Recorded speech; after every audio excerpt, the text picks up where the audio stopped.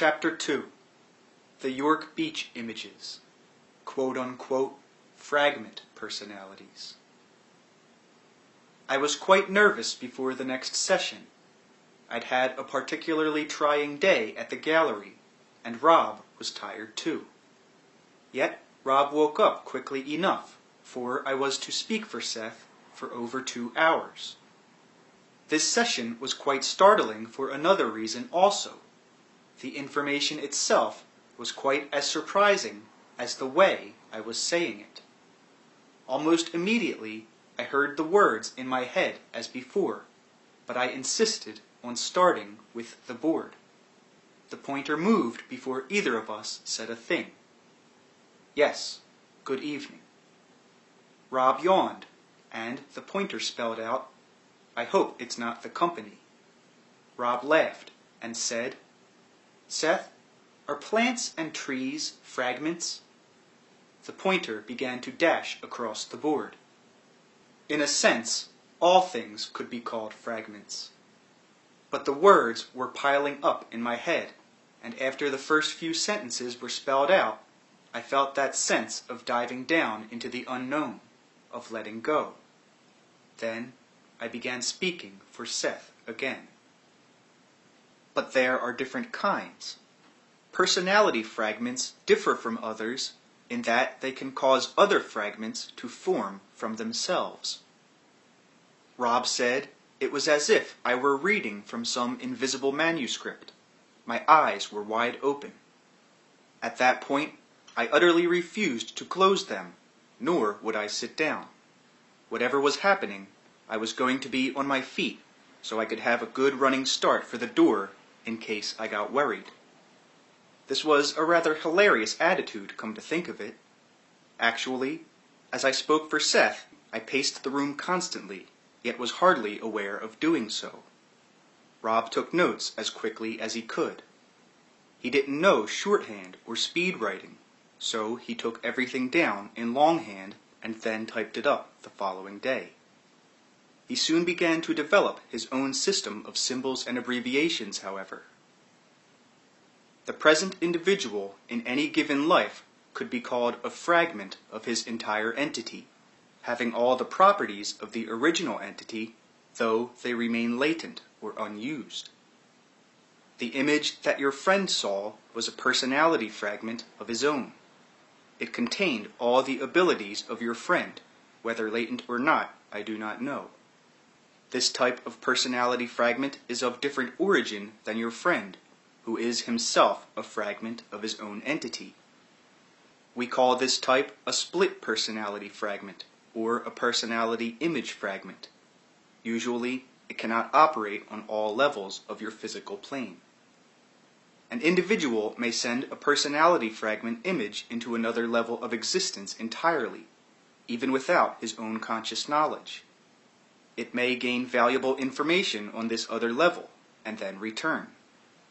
Sometimes the individual is not capable of assimilating this knowledge, or even of recognizing his own returning personality image. The type of fragment your friend saw was of this type, but so disconnected from your friend, and so absent-mindedly was it sent upon its travels, that its information was probably passed directly to the entity which your friend represents. Later, Rob told me that he had all kinds of questions, but he didn't want to interrupt, and his hand was already tired from taking notes. All the while, I kept pacing up and down the room, eyes half open, delivering this monologue without a trace of hesitation. Increased concentration of the conscious individual is the trend. Then, these split personality fragments or images can be kept under scrutiny without taxing the present ego to distraction. Now, what you would call the subconscious performs this task, not too well, since it was never meant to focus clear attention. Consciousness will expand within your plane. The scope of consciousness will be so broadened that all personality fragments, split personality images, and individual fragments in succeeding incarnations will be held in clear focus without strain. It is toward this that evolution is headed, though of course at its usual donkey-slow rate. I continued giving this material from 9 o'clock on, steadily, until Rob had writer's cramp at 9:50. I've only given excerpts. Both of us were amazed that I'd spoken for so long, and delivered such involved sentences without corrections or hesitations of any kind. Then, 10 minutes later, while we were resting, Rob said that he was going to ask if we'd ever seen such quote-unquote personality fragment images. At once, the words started up in my head again, and I began to dictate. While speaking, I had no idea of the meaning of the words, so it wasn't until our next rest period that I knew what Seth had been saying. It was this following passage that both of us later found so disquieting.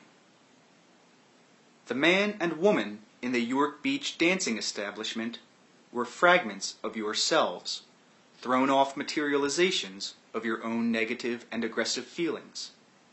The images were formed by the culminating energy of your destructive energies at the time. While you did not recognize them consciously, unconsciously you knew them well. Unconsciously, you saw the image of your destructive tendencies, and these images themselves roused you to combat them. Rob knew instantly the episode to which Seth was referring. How he managed to sit there calmly taking notes while Seth went on is more than I know. In late 1963, some months before our sessions began, we'd taken a vacation to York Beach, Maine, hoping that a change of environment would improve Rob's health. The doctor didn't know what was wrong with his back, and suggested that he spend some time under traction in the hospital. Instead, we decided that his reaction to stress was at least partially responsible, hence the trip. On the night in question, we went to a nightclub in search of a festive atmosphere. Rob was in constant pain, and though he didn't complain, he couldn't hide the sudden spasms. Then, I noticed an older couple sitting across the room from us. They really frightened me by their uncanny resemblance to Rob and myself. Did we look like that? Aloof, bitter, only younger? I couldn't take my eyes off them, and finally I pointed them out to Rob. Rob looked over at the couple and groaned with another back spasm. Then something happened that neither of us had been able to explain. To my complete amazement, Rob stood up, grabbed my arm, and insisted that we dance. A minute earlier, he'd hardly been able to walk. I just stared at him. We hadn't danced together in the 8 years of our marriage, and the band was playing a twist with which we were entirely unfamiliar at the time. Moreover, Rob wouldn't take no for an answer. I was afraid of making a fool of myself, but Rob dragged me out on the dance floor. We danced for the rest of the evening, and from that point on, his physical condition improved remarkably. His whole outlook on life seemed brighter as of that moment. Now, Seth was saying, looking back, you can say that the effect was therapeutic, but if you had subconsciously accepted the images, it would have marked the beginning of a severe deterioration for you both, personally and creatively. Again, the images marked the critical culmination of your destructive energies. The fact that the images were of yourselves shows that your destructive energies were turned inward, even though materialized in physical form. Your dancing represented the first move away from what those images meant, and violent action was the best thing under the circumstances. A subtle transformation could have taken place in which you and Jane transferred the bulk of your personalities into the fragments you had yourselves created, and from their eyes watched yourselves across the room. In this case, your present dominant personalities would no longer be dominant. During a break, Rob told me what Seth had said about the images. Neither of us had ever heard about thought forms then, and the whole thing sounded incredible to me. And yet, I thought,